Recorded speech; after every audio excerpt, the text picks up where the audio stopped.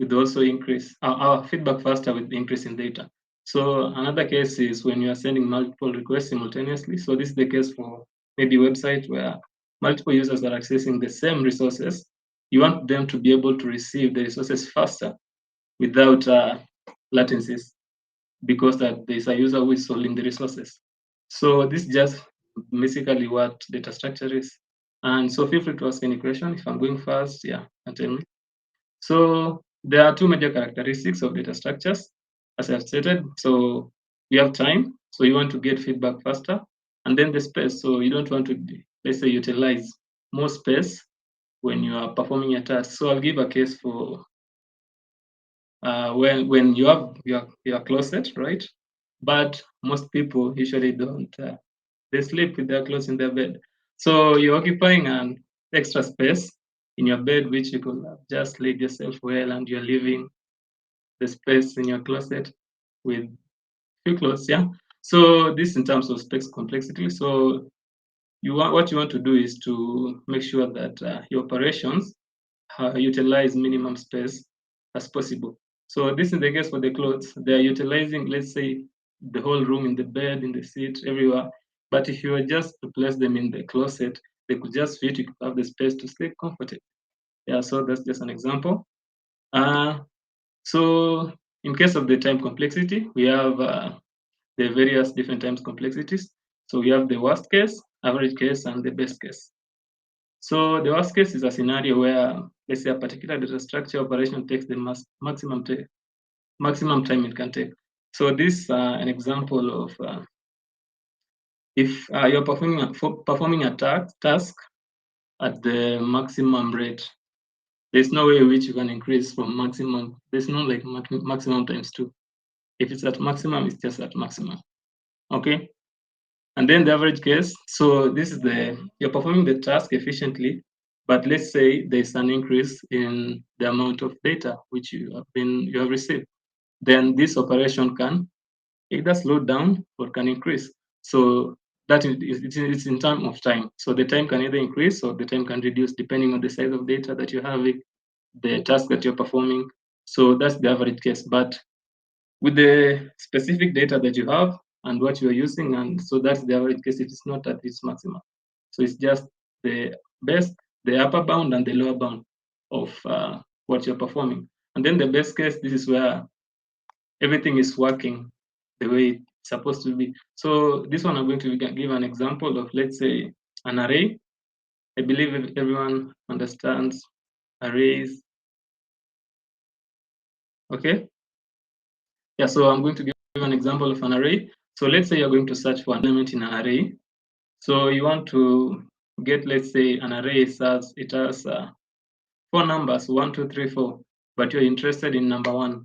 So if you are searching for number 1 in that array, you'll just search the first element, and then it's going to give you that element, right?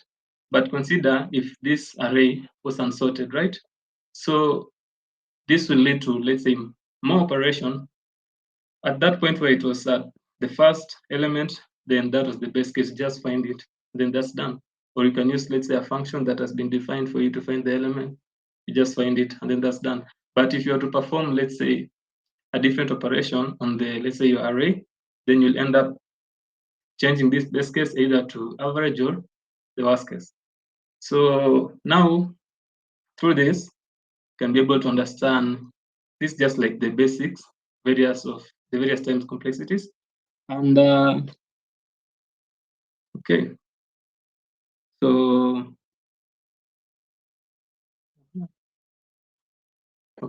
so then there's something else, and that is on the time complexity. And then we have what brought us here today, and that is an algorithm. So someone can give me just what an algorithm is from their understanding.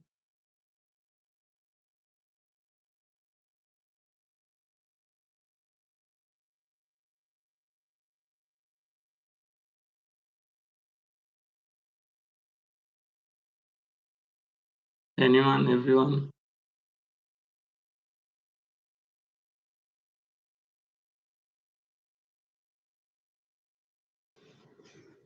A step-by-step procedure. Okay, yeah, so yeah, very nice, yeah. So it's basically like a procedure in which you perform a specific task. So yeah, it's a computer programming in programming terms. So it's just well-defined instructions. So instructions and procedures, they are interchanged. So, but the aim is just to solve a particular problem. So there are certain qualities in which a good algorithm should have. So that is the input should be defined precisely.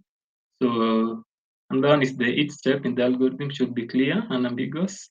So someone can read through your algorithm and say, yeah, this one does this. So it should just be clear. An algorithm must should be most effective among many different ways to solve a problem. Then an algorithm should not include computer code. So it will just be like in plain English word, so that you can be able to employ it in, let's say, different programming languages. Then so we have majorly what's going to introduce us to our next topic and our focus for the day, and that is asymptotic notations. So this one, so in order to get what it is, then we need a term about the time and the space. So the time and the space in terms of maybe storage. So from here, you can be able to see that the efficiency of an algorithm depends on the amount of time, storage, and other resources required to execute an algorithm. So, and this efficiency is measured using the asymptotic notations. Okay, so asymptotic notations, they are mathematical notations used to describe the running time of an algorithm when the input tends towards a particular limiting value. So let's say, for instance, uh, you have an algorithm which performs, let's say, calculates sum of two numbers, and then you have an algorithm that calculates the sum of, let's say, multiple numbers. So the algorithm, they won't have the same performance. So depending on the type, the input type that you're going to give it. So that is for different algorithms. So I'm going to give an example of bubble sort. Don't worry about this, is just the naming. We're not going to dive into it, but we're going to explain it more further in the later times. So in bubble sort, what you usually do is compare the adjacent elements, and then if one is greater, the first one is greater than the next, you swap them. So the goal of this is just to sort the, let's say, the array. So in bubble sort, if the array is sorted, the algorithm is going to be in the best case because you just run through it once. But if the algorithm is unsorted, you'll have to perform the sorting yourself. So from this, you can be able to see if the input is sorted, then the algorithm is going to have a different performance compared to when the algorithm is unsorted. So there are various types of asymptotic notation. So that is the big O, the omega, and the theta notation. For us today, we are going to focus on the omega, not the big O notation, but I'm just going to define maybe what omega and theta is. So omega notation describes the lower bound of the complexity of, let's say, your algorithm, and theta describes the exact bound of the complexity. Before I just describe what big O is, maybe if someone has heard it before, they can just type it in the chat and then we see what they think it is.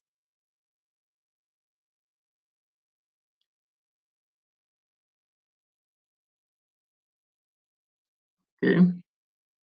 What big O? Yeah, okay, upper bound.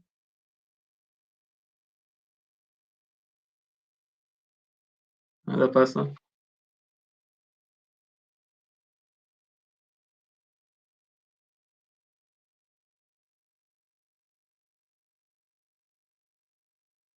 Okay, yeah, so seems like no one else is typing. Okay, so big O is basically the upper bound of a specific algorithm. So for us to be able, as you have seen, it's the upper bound of, or the worst case of an algorithm. So it represents the upper bound of an algorithm, and thus it gives the worst case complexity of an algorithm. But why do we need big O while we have all those other two? So this one is used to measure how running time and space requirements for your program grows as the input sizes. Yeah, so don't worry, we're going just to have some few examples which are going to explain this part more. So this is just like the first one. So let's say, for instance, you want to be able to run to compute, let's say, the computation which takes, let's say, 100 numbers, and then the other one takes 1,000 numbers, right? So for this one, you can see that for 100 numbers, you have like 0.22 milliseconds. That is in terms of time, the execution time. And then for 1,000, the execution time increases. And from big O, what you have seen is it takes the worst case. So here you can be able to see that you have an equation where time is equals to A multiplied by N plus B. So what big O implies is that for you to be able to find the notation for, let's say, your operation, we keep the fastest growing term. And from this equation, can be able to see from compared to A of N and B, which one is the fast growing term? It is A of N. So the reason why it's growing, the fast growing term, is because it has you're multiplying it with another variable, while B is just B itself. So we'll drop the value B and keep the fastest growing term. And then another thing is we look at the equation which we have now. So from it, you can be able to see we have N and A between the two, which is the constant. So we want to keep the fastest growing term. So the growing term here, let's say if you're multiplying 1 times, let's say a number that keeps on changing, you'll want to keep that number that keeps on changing and drop the 1. So if you drop the 1 from this part, we get what is known as the O of N. So that's the order of N. So this is other times known as the linear. If you are to utilize it in solving a problem, you have like a linear solution, linear solution for your problem. So this is the first part. And then this one is a question for you all. So let's say you want to find the time complexity for squaring numbers in an array. So this is an example. You want to square the 4 numbers in the array, and then you give out their time complexity. So what do you think it is?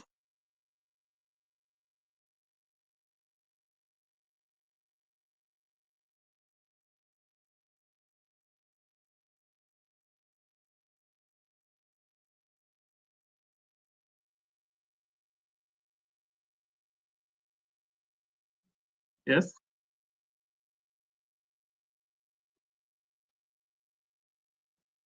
What do you think is the big O of this equation, of this solution?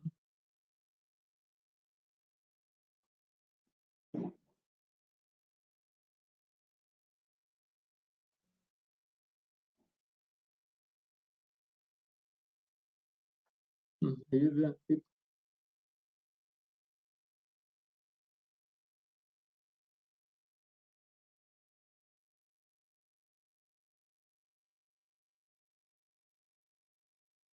Are you there?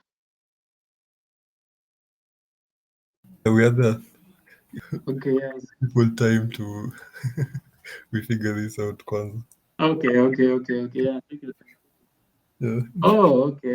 Jibu ndio Okay. Okay, yeah, so Mark is saying order of N.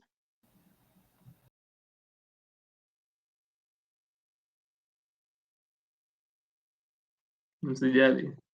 Ni dunia hakuna majibu. So yeah, so we can just maybe go through it together. So for this problem, so this is the solution which we have, and so luckily Mark is right. Yeah, you're powered by the gods, favored.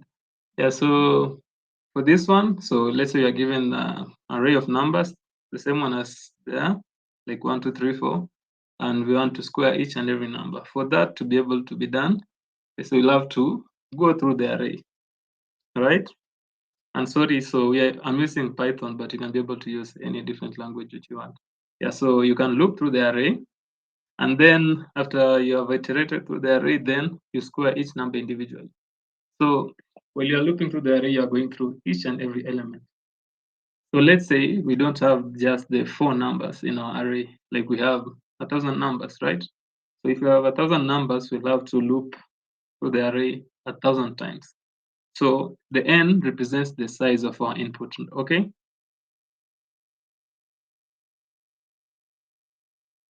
So for this case, it's going to be order of n. Yeah, and so that's an example of the big O. And then there's this one. So let's say you're doing a calculation for sum of 2 numbers. You're calculating 10 plus 10. So if you are to calculate 10 plus 10 for, let's say, 100 times, you're going to have the same constant time that's going to take to execute that particular computation, right? To perform that particular.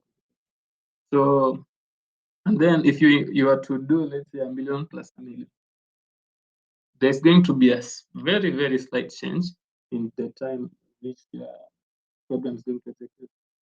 So for this, can be able to see there's not much difference between when you have like a large input and this smaller input, because the operation is just the same. There's nothing which you are adding. There's no loop you are iterating through the values or anything. It's just a constant computation. So for this one, you can see that we have like the A, so that just represents what we are having now, because there's no much difference. And as you remember, we said for big O, what we do is just to keep the satisfying terms and we drop the constant. Okay. So, and if you remember back in high school or maybe in university, where let's say if you have a number, usually what precedes it like a 1. Okay. So for this one, we have our A, which is our constant. If you were to drop our A, what we're going to remain with is 1. Okay. So for this one, we can say that our program has an order of 1, and that is what is known as the constant time complexity. So there's nothing that is changing depending on your input which you are providing. So, but that is for very different cases. So for this case, you are adding, let's say, 2 numbers. There's no much input change. There's no much computation that or iteration which you want to perform in your program. Then you end up having an order of 1. And then another example for order of 1, let's say if you are calculating also the sum, but in an array, but just picking the values from the indexes. Let's say you want to pick the value at index 1, add it to the value at index 3. So this one you're using the index, you're not going through the array. So that's just the same as inputting 1 plus 1, 2 plus 2, 3 plus 3. So that's just the same thing. And then the other way, time complexity is this one. So this is an example of calculating the sum of 2 numbers. Don't worry, love, you have questions to do. Yeah, so we have to calculate the sum of 2 numbers. So for this case, we were provided with an array of numbers, and then we have a target which we want our numbers. If you add these 2 numbers, they should sum up to this target. Okay. So what you have to do is you loop through the array. Okay, the first loop, and then that is will cover like the whole array from first to end, and then you create another loop inside the array, which is going to start from the second index in the array. So this is because you want to compare the first and the second. You add them together. If they match, then you'll be able to find your sum. And then if they don't match, you will increment the inner loop until it gets to the end, and then you repeat. So all the, let's say, embedding multiple for loops. So the first loop, the inner loop runs, I guess, twice, runs up to the end, it returns the results, and then it goes out. And then it repeats the process over and over again. So for this one, just an explanation. So the equation which you get from that operation is the time is equals to n inside the n plus 1 over 2. So the reason why it's n plus 1, because the inner loop is going to run n plus 1 times. Like it's ahead of the, let's say, the I loop, the one with the I. So if we expanded the equation, this is the equation that we're getting, n power 2 over 2 plus n over 2.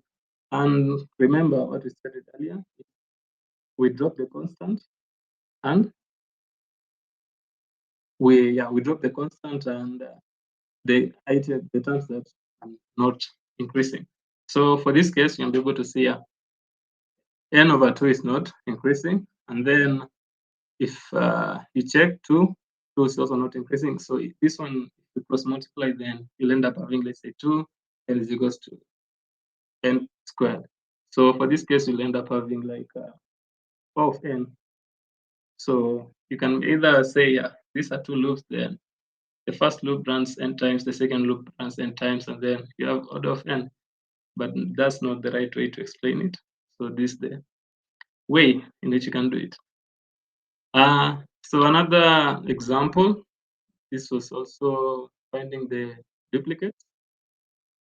So if you have like an array with multiple numbers that are repeated, then you want to find them. So you can create a loop, loop them, check if this element is matches, then return them. So for this case, what they wanted to do is to loop through the array, find the numbers, and then if they find the numbers which are duplicates, it appends them to a new value. So after they have appended them, they will come and print the array. So for this case, we have like two embed a for loop inside a for loop, and then we have another for loop that is outside. So for the first one, we're going to have an n squared, and the other one, you're going to have an order of n. So if you are to say what the time complexity of this, first you need to consider what's the operation that's going to take place in this. So for the first one is going to be of n squared, the second one is d of n, and then we have like a constant. But we said we are going to drop the constant. So if you drop c, you're going to remain with d of n multiplied by n squared. But remember also, we are dropping the non-fast growing terms. So we'll drop the b times n, because b times n compared to a of n squared is not as fast growing as that. So we'll drop that and we remain with a multiplied by n squared. And then if you remain with that, we remember we are dropping the constant. So we're going to have O of n squared, and that's going to have your time complexity. Are you together up to there?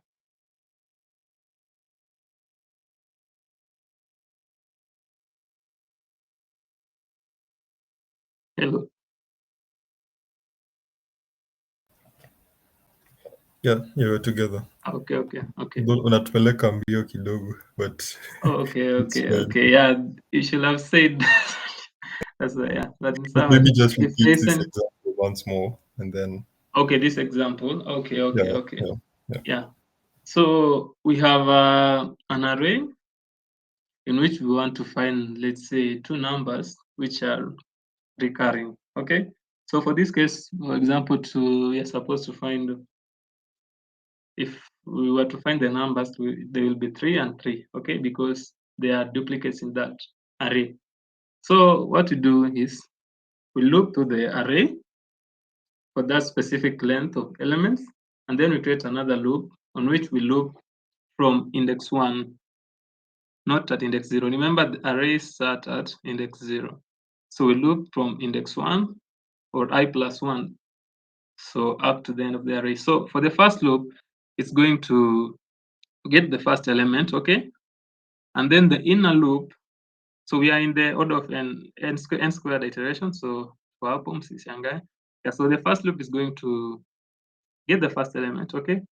And then the second loop is going to start at 6, okay? And then we check if the numbers at I equals to the numbers at j. So if 3 is equals to 6, then we add it to the duplicates, okay?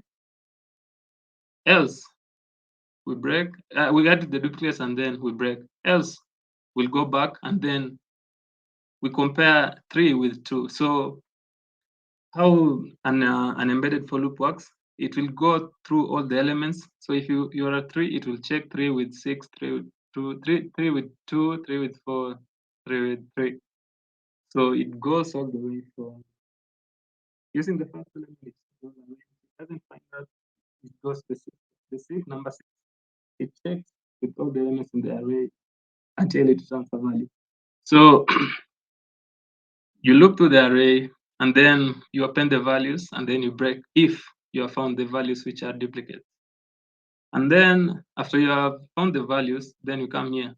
You loop again through the array and then they check if numbers at index I is equals to duplicate. So that is, if the number at index I is equals to, for our case, 3, then we just print I. That is the index of that. Okay. So for that operation, you have like order of n squared and order of n. Okay. So, but that can be represented in terms of time as this equation here. And remember what we stated earlier is that for big O, it takes the worst case complexity. So it takes worst case complexity and does not include the constants and the non-fast growing terms. So for this case, you can be able to see C is a constant, okay? So we'll drop C. And then B multiplied by N, when you compare it to N multiplied by N squared, you can see that the fastest growing term here is A multiplied by N squared. It's like multiply 1 multiplied by 2 power 2. So, and then you compare it to 1 multiplied by 2. So 1 multiplied by 2 power 2 is growing faster compared to 1 multiplied by 2. So we are going to drop B multiplied by N. And so we'll remain with N multiplied by N squared.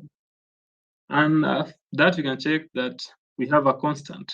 And Bigos says that you will remove the constant and keep only the first growing term. So we'll end up remaining with order of N squared. Is it okay? Yeah, that's okay now. Okay. So I believe that's majorly what we have covered today. And so there's a systematic way in which if you're solving a DSA problem, you want to do it. Although depends with you. You can either start writing the solution but this is just what I found out. So first of all, you need to set the problem clearly, identify the input and output format. So if you are asked to find, let's say, the sum of two numbers, you can repeat that problem on your own, like writing, I'm given this, this, and this. What can be my inputs? What can be the expected outputs? Okay. So like rephrase it to the way you have understood the problem. And then the other thing is to come out with example inputs and outputs, and then you try to cover all edge cases. So for instance, if for this case, I'm going to give, let's say for the sum of two numbers which equal to a certain target. So for this case, if you have been given that task which you're supposed to do, then what you want to do is come discover, let's say, the inputs and outputs which you think should come from this operation and try to cover it. Say, is this what will happen if there is? What's going to happen if I don't find the target in the array, the numbers which add up to the target? So those are just some of the edge cases. So you can try to come up with as much as the edge cases as you can find. So this will enable you, like when you start writing your program, and then you can try to solve this, prevent you from having, let's say, problems with the algorithms and the tests which you're going to pass. And then another one is just to come up with the correct solution. So this is just like an algorithm. You state it in plain English, don't have it included in any specific programming language. And then you implement the solution and test using the example inputs and outputs which you had. So this is just like you are running your solution using the inputs which you have. And then after that, then you analyze the algorithm complexity. So as you have been seeing, like for example, this one, after you've done all the operations, you have done the loops, everything, then for that, then you come to analyze this my time complexity. Then you can also analyze the space complexity if you have utilized any more space. Then, so this is just like an illustration of the various big O, let's say complexities in terms of time. So we have the order of one, we have all log n. So this one you're going just to learn them as the series progresses. So this depends, let's say, with the type of the algorithm which you're going to use. And then we have order of n, which you have been seeing here. And then we have order of n squared. So the order of n is the linear. The order of n squared, these are the quadratic. And then order of one is the constant. Then we have all log n, which is all log n. So and that is majorly what we have covered today. So these are just some of the references which I used. And so we have some simple questions which you want to do, hopefully. Can we do it now, or I send the links and then everyone does it and then share it in the group? But we are going also to share some questions which we are going to do throughout the week. So you can decide if you want this to be included as part of those, or we do them here, one or two of them.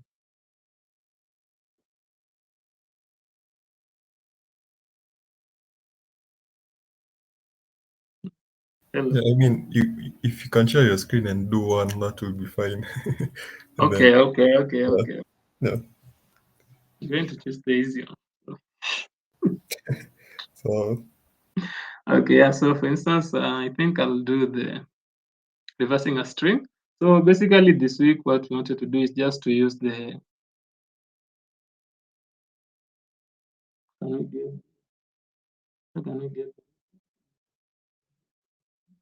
okay, I'll send the notes in the group. So this week, what we were planning on doing is just to use the, let's say, the brute force approach. So there's no employing, let's say, a particular algorithm to your solution. Just create as multiple loops, as many loops as you can in solving the problems. And then as we progress, then we'll try to optimize the solutions. Okay? So for this one, I'm going to do the easy one. Can you see my screen? no, I think you have to share the lead code tab. Okay. Mhm.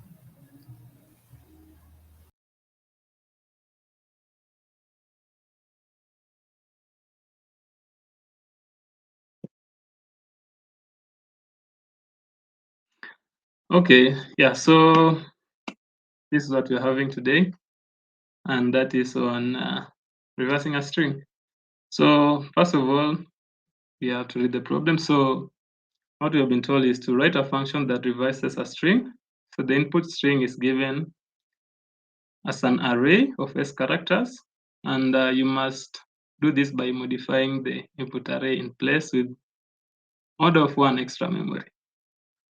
Will we follow the instruction or do it the way we want? You have the voice, speak now or remain silent forever.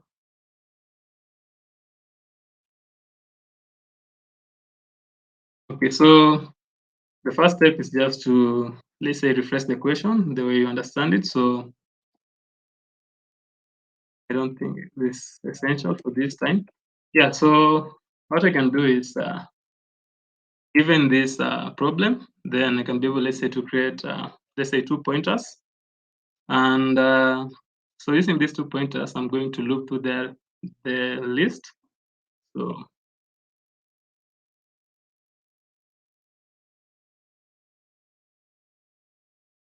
and then iterate the string array.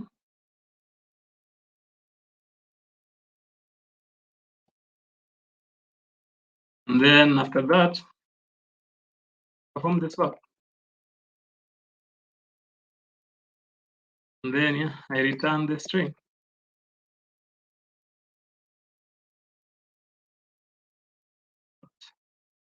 Okay. Are we together up to there? Yes. Okay, yeah. So the first thing is just to create the pointer. So I'm going to have a left and a right pointer. So you have the left and we have the right. Let me just separate them. So the left is going to start at index 0, and then the right is going to start at the length of our string. So it's going to start at the last element. And then what I'm going to do is I'm going to loop through the list on my array. So a loop, while considering that this I don't have to go out of bounds in terms of the indexing, because I'm going to use indexing in order to swap the elements in the list. Okay, so I'm going to say while left is less than right, then I'll perform the swapping. So I'll say s at index L. So remember, I'm using indexes. So L starts at it's the first element, while L minus 1. So I'll say S at L, and S at the rightmost is equals to S at right, like I'm swapping them together, okay? And S at left. So like you're changing the values, you make the value on your right to become the value on your left, and the one on your left to become the value on your right. And after that, we just don't want to swap the first and the last element. We want to do that for all the values in the array. So how can we do this is by incrementing the value of L so that it increases. So it moves from index 0 to index 1, and then we decrement the value on the right from -1, it comes to negative. So negative indexing starts from the end of the array, okay? So you can say L, the left, plus equals to 1, and then R plus equals to 1, okay? Then yeah, let's see if it works or we are died. Okay, okay, okay.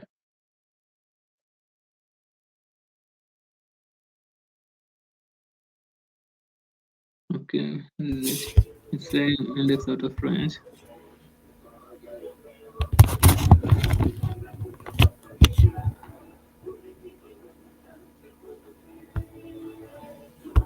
This is odd. S at R, S at N. We'll try. Okay. I'm seeing what I did wrong. I added R plus 1 instead of R minus 1.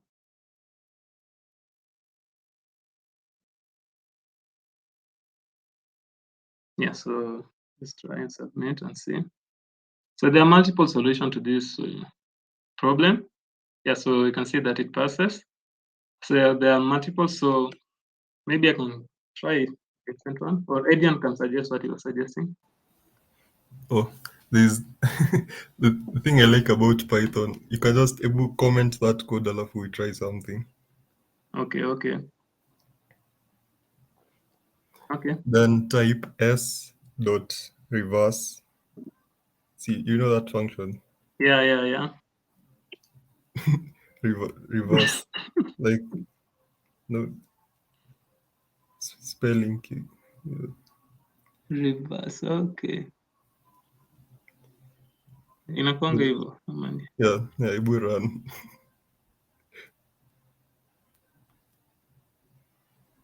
Guys, And yeah, so you see, see, this is why I like Python when it comes to data structures. and it Like passes also. that's one line.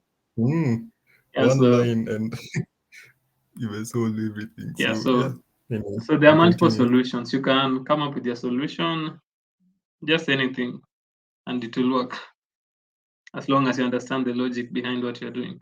So yeah, that I guess is, or you want us to do another one? I don't think that's advisable.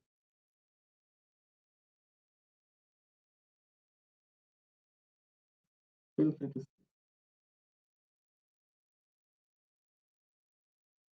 Okay. Yes.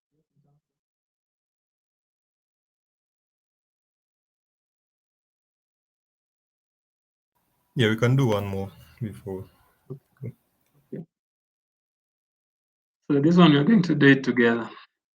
Nyimbe unaniambia.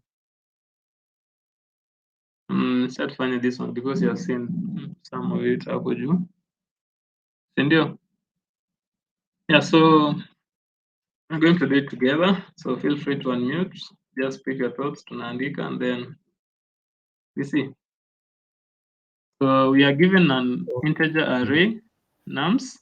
So Yeah, what you have to do is return, yes? Yeah, we can't see. I think iko kwa You tab can't see. ingine. Oh, So okay, you have okay, to. okay. Yeah. I just shared the entire screen. Where is it? Entire screen. Okay, so here we are. Is it this one? Okay, so given an integer array nums, we have to return true if any value appears at least twice in the array and return false if every element is distinct. Okay, so we said we were supposed like to refresh the question to our own, the way we understood the question. Okay, so maybe someone can unmute and just say the way they understood the question.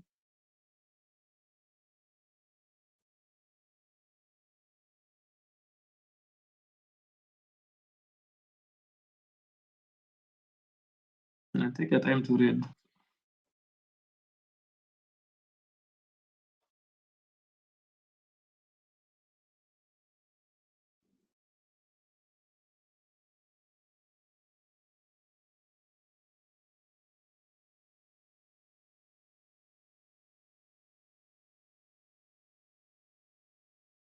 Hello. Fika hapo mkanyamaza tena. My yes people, where are you?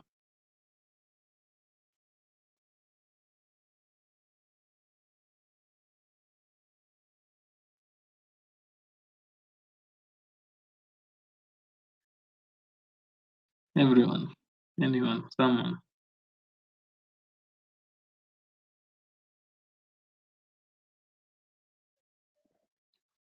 Given an array,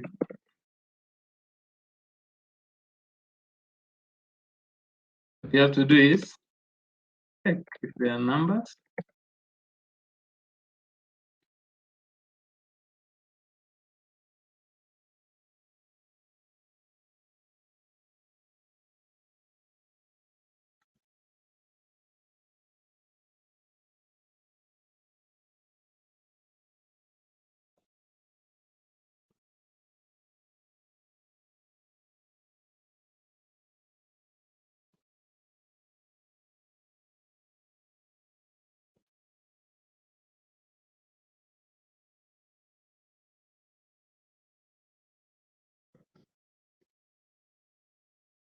Tuko sawa mpaka hapo?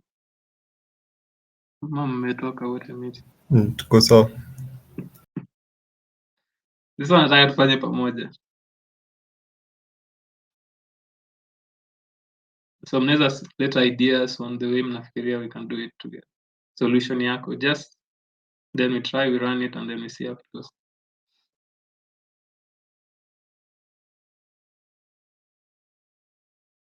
It's almost similar to the solution that we had we went through in the slides.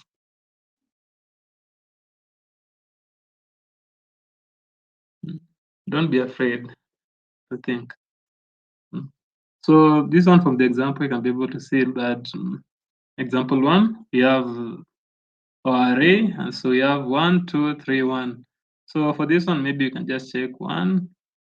You go through the array, and then we find, yeah, they say 1 appears twice, you have a duplicate.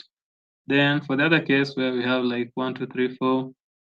So for this case, you can see that there's no value appearing twice. Then to that case, so this is the case where there is more than one duplicate.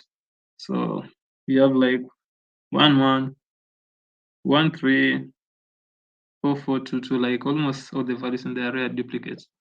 So these are some of our example input and output. So this was the next phase. So the other thing is to find the edge cases.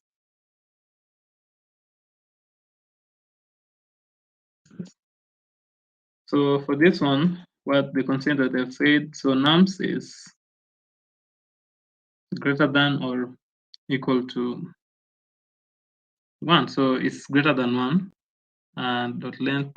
Yeah, the other one, the jig is but yeah, it's less than 1. But if this was you are not given the constant, what you could do is maybe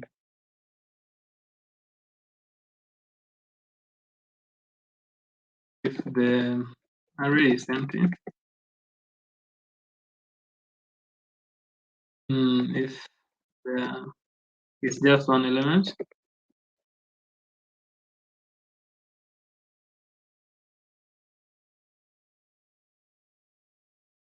other edge cases we can check.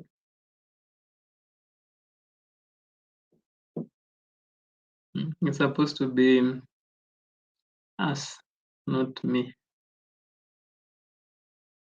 Anyone? Oh, could you? Oh, you can speak. I'm not looking at the chat, Mark.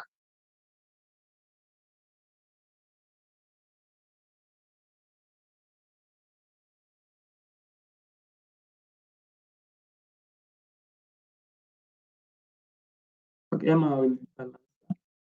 Yeah, are there people in this room?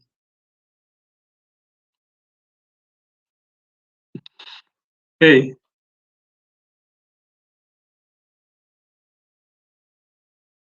What? Okay, so what you can do is you want to use the brute force approach. So let's just check the normal checks. Let's say if the length of the array is let's say equals to 0. Although that's not the case, tumepatiwa hapa that it's greater than 1. So I'm just checking. And then maybe you can check if there's only one element.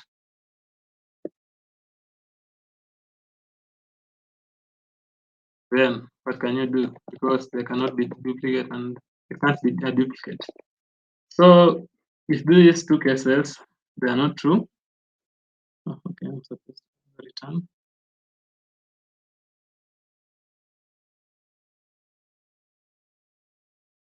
You could start by setting the list. Okay, that's possible by doing Mark using recursion and function. Can you explain about that one, each and every one of you, Henry and Mark?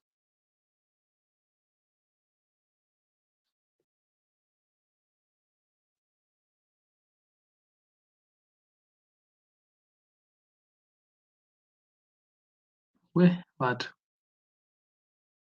Umeamua ni hivyo?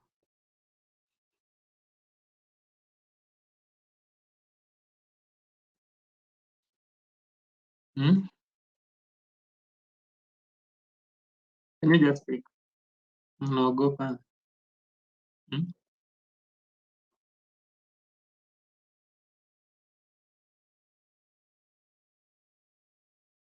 Tunakuogopa. Anashangaa bana. Nime- Najua sitaki kuandika solution and then mtu akasema mbona so this I think Mark has unmuted. yeah. Okay, Mark. But we can't hear you, Mark. I'm not sure.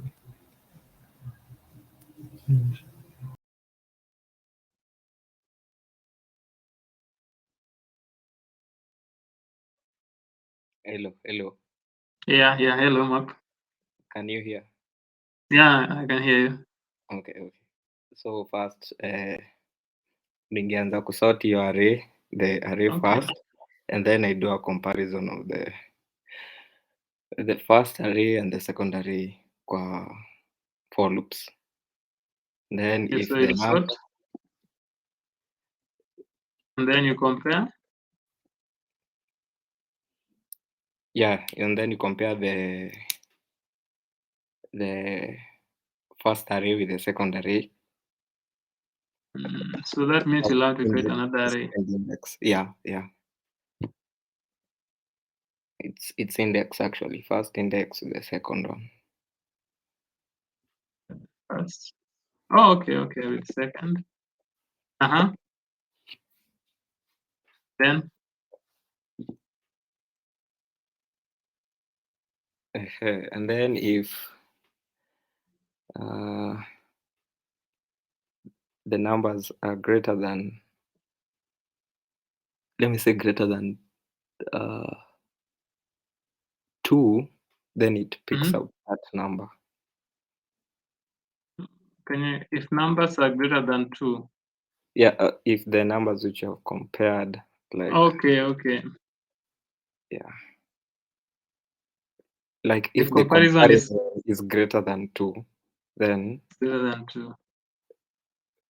So then yeah, it returns. What if there is one comparison in the array? Let's say for the first case, if you are to compare, let's say, the values at different indexes, you can say the value at index 1 and the value at the other index, that forms a pair. So there's just one value that matches. Are you considering that as 2 or just as 1?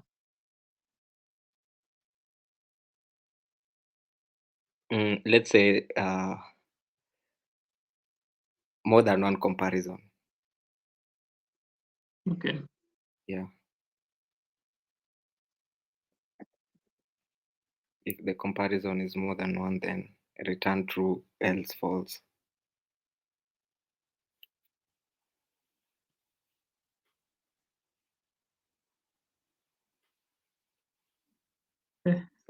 Else iandike huko.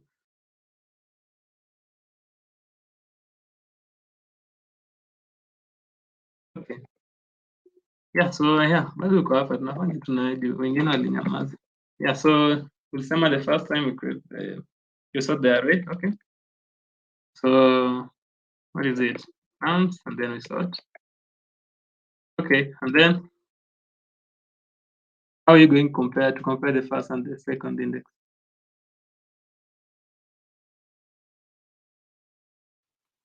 Without maybe looping or anything. Hey, Mark.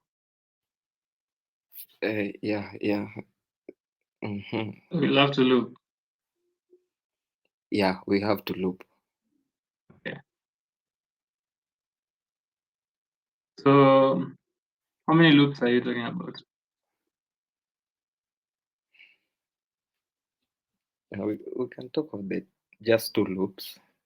Okay, so the first one so you can just say, let's say 4. The first one goes up to the end of the array.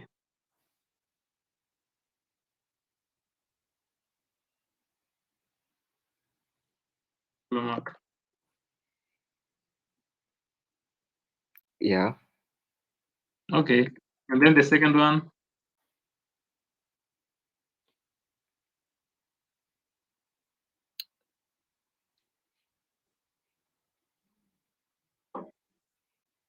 The second one, now you are comparing the next one. Now the next. Okay. For j in I plus 1. Yeah.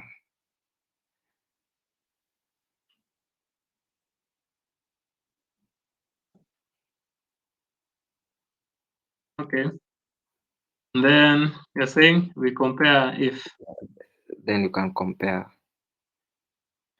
I is equals to that j. That's the case you return true. That's what you're saying. Yeah. Yes. Okay.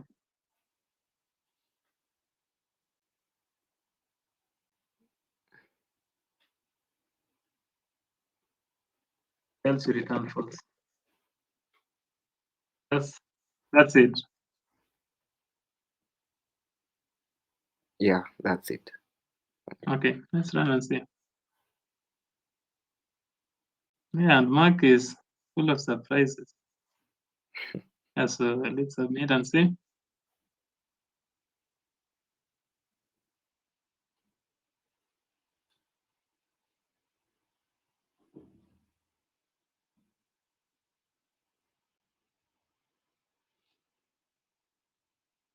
So you're having a time limit exceeded. So we're having an array with has, I don't know how many numbers. Are you saying? So now, this is what maybe, so this is a good question. We can maybe tackle on how we can be able to optimize our solution so that we don't get these problems regarding to running out of, let's say, time and memory. So because these are long input, that's what I was saying. We have like two multiple loops, so going through all the elements in this array and then checking for the values. You can see the way that is quite tricky. So it takes much time. So, and for lead code, we are given, let's say, a specific timeline for that execution. Yeah, clear. Clear. Yeah, Yeah, we have Henry and Joroge. They have suggestions. Chat. okay. You can check them out. I think I think it's best for okay. you guys to unmute so that Yeah, that is, yeah. you can explain it better. I don't it. Feel free to unmute. Maybe you can start with Mark and then Joroge. Hello. Hello. Hi. So I was thinking, what if we put the list through the Okay. set function built in Python? Okay, 1 minute. Just okay, yeah. So this is Max. The same. The problem says that if we do encounter any duplicate, we should return true. So we don't really know which number it is. Yeah. Then Yeah. the set function in Python does not allow duplicates. Yeah. So what if you get the length of the original list and then you run the Okay. list through the set function? If there were duplicates, the list should be reduced to a lower number in terms of its length. So you do have duplicates in that one. So you should have your answer then. I said get the length of the list. If there are duplicates, The set function, the list coming from the set function should be shorter.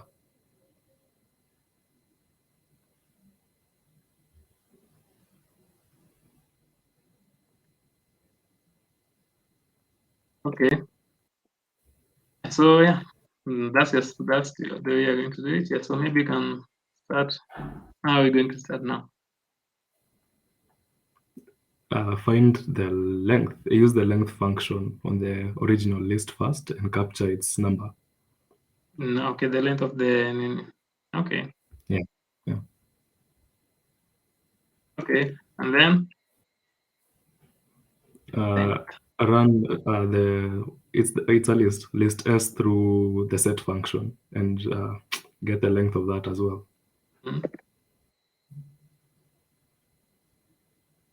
So I add s like that. Yeah. Okay, and then Now find the length of new set and compare against the original length. okay, how are we going to do that? You can just do set length equals len of new set. Pardon? Set length. Like a variable or a name? Like a variable, yeah. A Okay. variable like set length, yeah. Okay.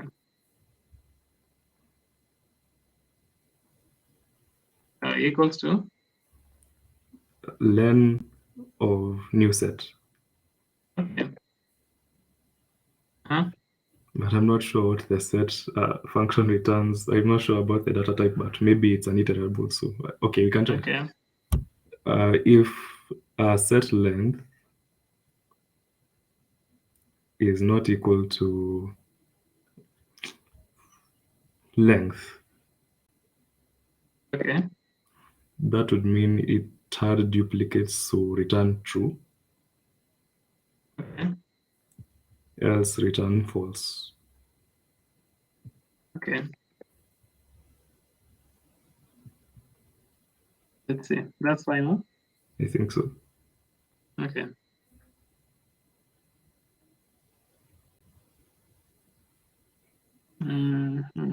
So S is not defined. Let's see. Oh, nums. I'm still in the strings.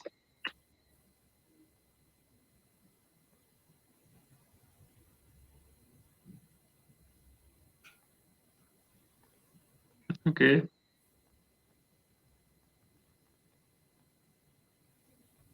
Yeah, so that passes. The god of Mark. Yeah, so maybe Henry, you can just tell us about his solution and then the multiple solution to a specific problem, and then after that, I guess we can call it a day. Henry?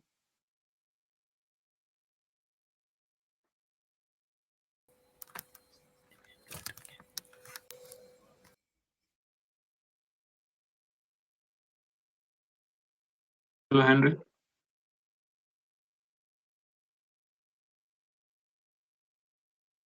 We are not used to Henry. Kyoko?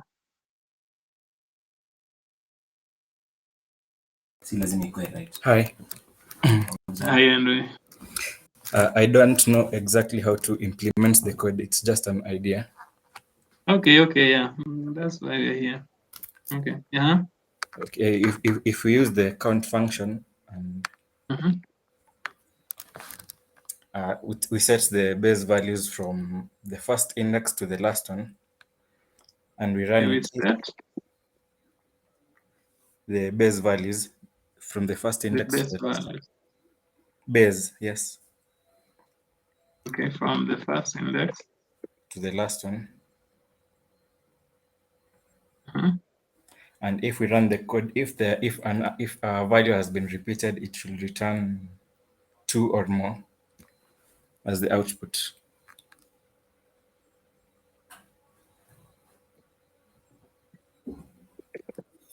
Okay, so it said use the count function. So the count function is going to do is counting the number of elements in the array, or the number of times an element appears. Oh, okay. So if there's some value appears twice, we increment the number. Yeah, yes. Okay, but that okay. So yeah, and then we set the base values from the first index to the last. Can you just explain that? Set the base values. If you use the count function, the value inside the brackets are the ones which are being checked if they appear. Okay. But I'm not sure how to implement this. So it will check all the values from the first value to the last value. So I had the idea of using recursion, but I didn't know how to apply it. Okay. I'm also confused. The second statement. That's the one that nachanganya. Like you're setting the base value from the first index to the last one. So the base. Maybe anyone has understood another explain like sijaelewa the Maybe we second can part. make it an assignment for you, Henry. And just go look into it and a lit code. Just try it. Okay. No, your solution here unasema just practice to kiasi, then once it runs you can utume group juu ukijaribu hiyo statement ya pili.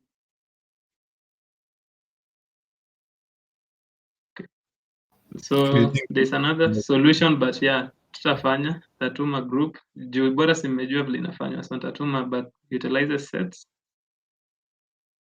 and also brute force I'll send to a group, and yeah, we'll see how it goes. Maybe Adrian can answer Emma's question. Okay, so Emma, yeah, that's true. Easy. Most of these methods usually use a lot of time, right? Because they're meant to handle different situations. CEA to peke. And it has to ensure that all the data that is passed through passes some sort of it's within the edge cases that the computation, whatever that is allowed in Python. So napata kuna a lot of other things that are going on in the background. That's why wherever you read, ilikuambia it takes more time, but this time isn't really significant unless you're talking about, let's say, millions of data inputs. Let's say, for example, the way the test cases that are used in lead code. So when it comes to, let's say, just a web app that you're building, you can just use it. But for easy DSAs, it usually encourages that you use the brute force way, so that waone your thought process the way akina Mark have done. But in your normal apps, tumia to reverse, don't waste time. Inasaidia hadi make your code readable and so on. But yeah, for DSAs, it's better to use the longer way. For your personal projects, use reverse too, and other functions that can make your work easier. So I hope that answers your question, Emma. Maybe Cliff, if you have anything else to add on to that, you can.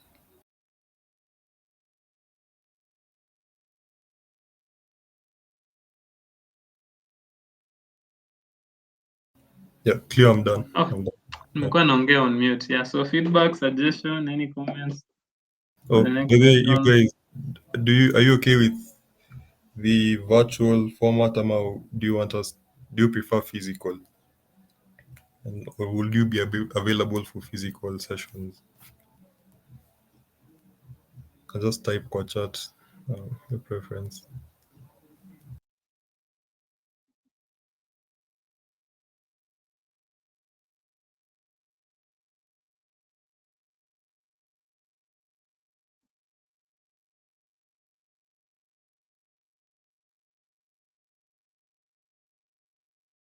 Yeah, physical, mote. Then yeah, so maybe you can look into it and see how it goes. Yeah. Okay, even if it's on a Saturday. But I'll just put a poll huko kwa the group, then we'll see. Based on your feedback, we'll make adjustments if needed. Okay. Yeah.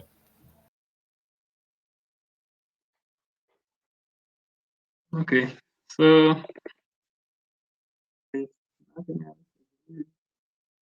kama kwa heri. Atatuma the notes for group and plus some few questions which you can maybe do during the week, and then we'll go through them in the next session before we start the next topic. So the next topic we're going to cover is arrays and linked list. So that is, I think, not next this coming weekend, because I think we have an event, a physical event at CUEA. So I don't think it will be possible to have the DSA, but the week after next week, we're going to have arrays and linked list. Yeah, and some questions. So, but this week and next week, we're going to share some questions which you can keep on practicing, and also some resources which you can refer to. Yeah, thank you for joining, and have a good night. So thank you for the session, Cleo. Thank you, son. Have a good night too. Bye.